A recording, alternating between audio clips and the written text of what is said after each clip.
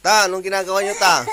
Ito, naghuhugas ng manok. Ulo ng manok, kailangan hugasan mabuti para maganda ang pagkaluto. Tita, sarapan mo yung pagluto mo, ah. Oo naman, bakit hindi? Yan. Lahat yan, sasarapan natin. Patitikman natin sa buong mundo. Gusto ko, tita, yung manghang, tita, yung manghang. Manghang. Oh, manghang yung adobo yan. Ilang dosen ng sinya gusto mo ilagay natin? Mabay piraso, tita, para maganda.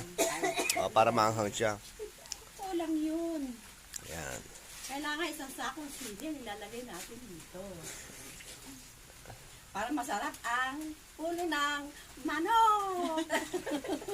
Sabi talaga kung may ibang awat naman.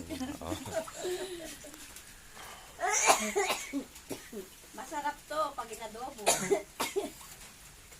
Kailangan hugasan nyo nga lang mabuti. Dahil pag hindi hugasan